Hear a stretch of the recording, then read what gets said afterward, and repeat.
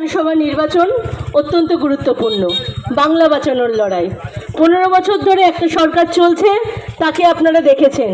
আর আরেকটা ফুল, বিষাক্ত ফুল, যে বিজেপি, তারা তৃণমূলকে আসলে সমর্থন দিয়ে চলেছে। দুই ফুলের নীতির কোনো পার্থক্য নেই। তাই তো আপনারা দেখবেন তৃণমূলের যত চোর, জোচ্চোর, দুর্নীতিবাজ, সারদা নারদা কেলেঙ্কারিতে যত রয়েছে, সব নির্বাচনের আগে জেল থেকে ছাড়া পেয়ে যায়। কারণ বিজেপি চায় যে এরা জেল থেকে ছাড়া পাক, তৃণমূলের সরকার এখানে থাকুক। আসলে বিজেপির নীতি কি? সেই জন্য দেখবেন সিলিন্ডারের হাহাকার কেন হচ্ছে? কারণ মোদির নীতি, মোদির বিদেশ নীতি। এত দুর্বল বিদেশ নীতি কোনোদিন আমাদের দেশে ছিল না। কিন্তু এবার বিজেপি, এবারের মোদি যে দুর্বল বিদেশ নীতি নিয়ে চলছে, তার জন্য আজকে ঘরে ঘরে সিলিন্ডারের হাহাকার চলছে। যুদ্ধ খারাপ জিনিস আমরা সবসময় বামপন্থীরা বলি, আর মোদি এই যুদ্ধকে সাপোর্ট করে, সমর্থন করে। আসলে তো বিজেপি আর তৃণমূল এদের নীতি এক। এই নীতির বিরুদ্ধে আমাদের লড়াই। আমরা বলতে চাইছি, কেউ আপনাদের বলেছিল 2 কোটি বেকারের চাকরি দেব, কেউ বলেছিল 2 লক্ষ বেকারের চাকরি দেব। কার চাকরি হলো? কর্মসংস্থানের প্রশ্নে আপনাদের ভাবতে হবে বন্ধু। শুধু ভাতা দিয়ে চলবে? আমরা বলতে চাইছি আপনাদের কাছে, বিজেপি বলেছিল 2 কোটি বেকারের চাকরি দেব, তারপরে বলল পকোড়া ভাজো। এরাজ্যের সরকার বলল 2 লক্ষ বেকারের চাকরি দেব, তারপর যুব ভাতার লাইনে দাঁড় করিয়ে দিলেন। আসলে বেকারদের ভবিষ্যৎ নিয়ে কি ভাবছেন? বামপন্থীরা এমপ্লয়মেন্ট এক্সচেঞ্জ করেছিল। এমপ্লয়মেন্ট এক্সচেঞ্জের মধ্যে দিয়ে চাকরি হতো, কর্মসংস্থান হতো। এসএসসি, পিএসসি বামফ্রন্টের আমলে হয়েছিল। অসংখ্য ছেলে মেয়ে তাতে চাকরি পেত। আর আজকে এসএসসি, পিএসসি নিয়েও দুর্নীতি হচ্ছে। তাই ভাবতে হবে বন্ধু, ভবিষ্যৎ প্রজন্মকে বাঁচানোর লড়াই। 8000-এর বেশি স্কুল বন্ধ হয়ে যাচ্ছে। আমরা বলছি, আপনি যদি আমাদেরকে নির্বাচিত করেন, স্কুলগুলো আবার খুলবে। মদের দোকান বাড়বে কিনা জানি না, কিন্তু স্কুল বাড়বে রাজ্যের বুকে দাঁড়িয়ে, এ কথা আপনাদের দিয়ে যেতে পারি। রাস্তাঘাট ভালো হবে, জল নিকাশি ব্যবস্থা ভালো হবে।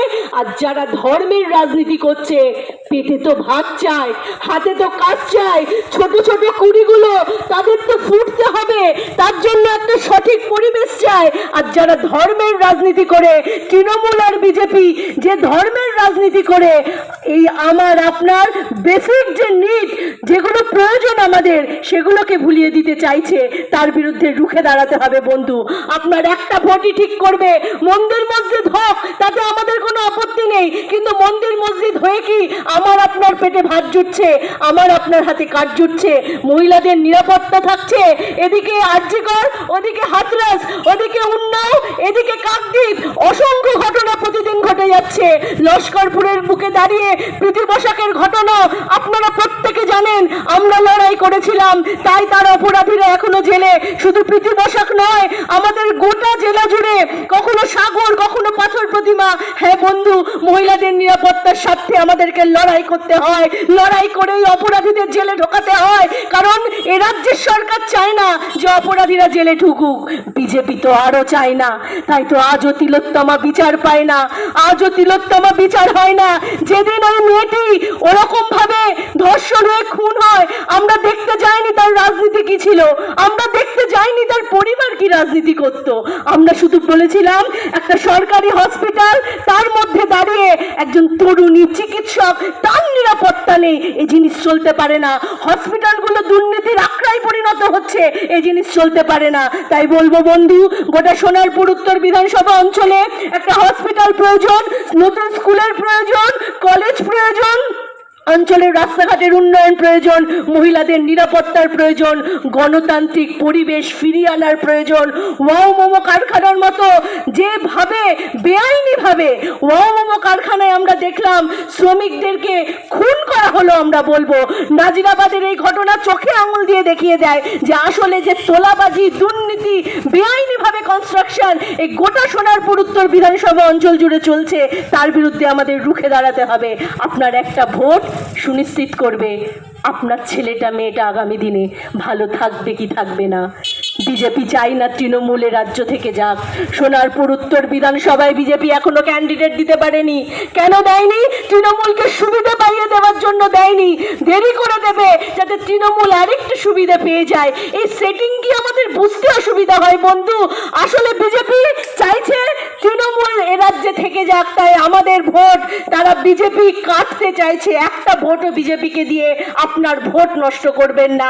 আসলে বিজেপি এই পশ্চিমবঙ্গের মাটিতে কোনোদিন সরকার তৈরি করতে পারবে না, তাই তার বিরুদ্ধে আমাদের রুখে দাঁড়িয়ে এই রাজ্যকে বাঁচাতে হবে, এই রাজ্যের সংস্কৃতি বাঁচাতে হবে, মূল্যবোধ বাঁচাতে হবে।